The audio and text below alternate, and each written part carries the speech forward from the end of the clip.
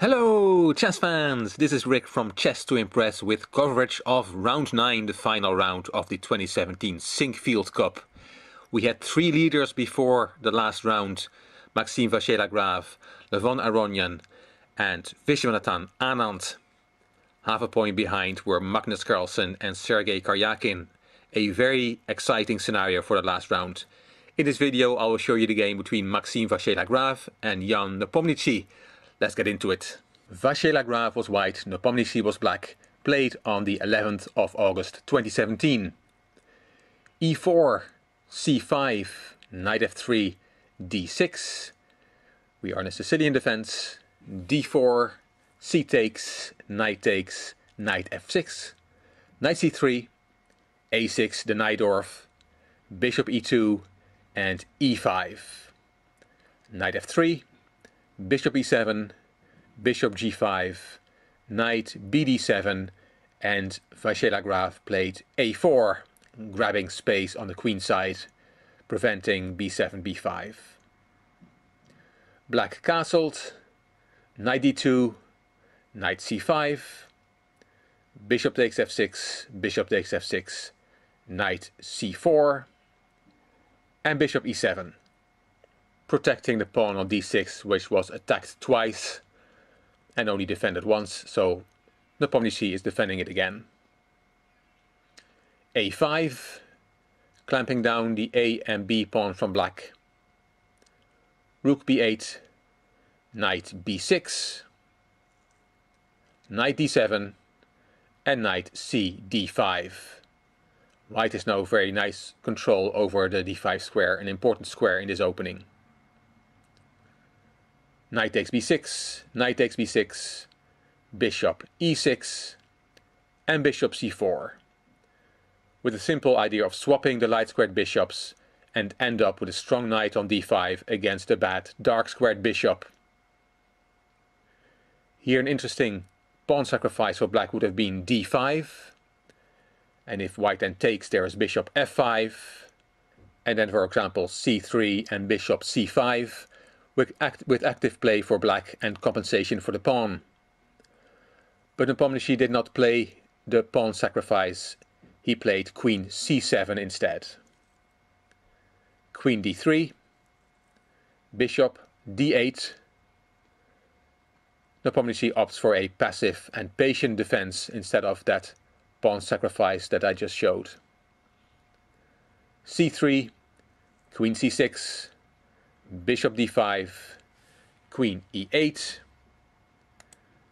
bishop takes e6, queen takes e6, and knight d5. And now Vachier-Lagrave has this position where his knight on d5 is very strong and the bishop on d8 is very passive. Advantage for white. f5 from Nepomniachtchi. On the 23rd move, Vachier-Lagrave finally castled. Rook c8, rook fd1, f takes e4, queen takes e4, queen f5. Vachier-Lagrave wants to keep the queens on the board, so queen e2, king h8, c4, bishop h4, trying to activate that bishop somewhat, and attacking the f2 pawn. So g3, bishop back to g5, and rook a3, with the idea of possibly king g2 and then rook f3. Rook ce8 and h4, kicking the bishop back. White wants to play knight e3 and rook a d3 to put pressure on the d6 pawn. So he first has to make sure to kick the bishop away so that the bishop cannot take the knight on e3 when it lands there. Bishop went back to d8, b4, queen g6, h5, kicking the queen, queen back to f5, and now knight e3. Queen to e6, rook a d3 is planned, lots of pressure now on the d6 pawn. Bishop e7, defending the d6 pawn. Knight back to d5, threatening to take on e7, and then on d6. So bishop back to d8, and now rook f3. Rook takes, queen takes, king g8 and king g2. And here Nepomniachtchi played e4, trying to get some counterplay by activating his pieces. Queen e2, queen e5. You cannot play bishop g5 because of the fork on c7. So queen e5 first, so that the bishop can play. Knight back to e3, bishop g5, rook d5, hitting the queen, queen back to f6, and now knight f5, attacking d6 with the knight. Here, Vasilij Graf said afterwards that he felt very confident that he was in control.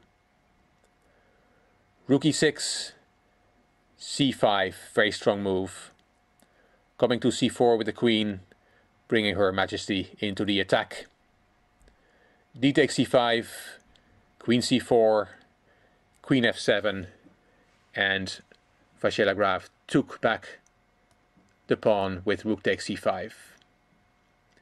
With a mate threat starting with rook c8. Also interesting would have been b takes c5, and then h6 to make some room for the king, some air. Then there's knight d6, but then you allow queen f3 check, king g1. It's winning for white, but as Grandmaster Yasser once said in a live broadcast, you need nerves of steel to allow this. The computer, of course, doesn't have any nerves and sees that this still is good for white, but it's very understandable that Vasilij Graf, in probably the most important game of his life, because he never won a super tournament before, did not want to go into this type of variation. So he took with the rook, rook takes c5, setting up a mate threat. h6, rook c8 check anyway, king to h7. The theme of this game is still that the white knight is dominating the black bishop. Please note that all white's pieces, so not the pawns but the pieces, queen, rook, knight and king, are on light squares, where black's dark squared bishop does not have any influence over. After king h7, Vasilij Graf played g4, protecting his knight. Rook e7, puts the rook en prise on that square, but you cannot take it. If you take on e7, then the game is a draw. Queen f3 check, king f1, queen d1 check, king g2, queen f3 check, and we have a perpetual. For example, king g1, queen takes g4, king f1, queen d1 check, and there is no way you can escape. So Vasilij Graf did not fall for that. He played queen d4 instead. Rook e6, queen d5, turning the screws, g6, h takes g6 check, king takes, rook f8. The rooks were swapped, queen takes f8 and queen takes e6 check, and Nepomniachtchi thought for a while and then reached out his hand and shook Vasilij Graf's hand in resignation.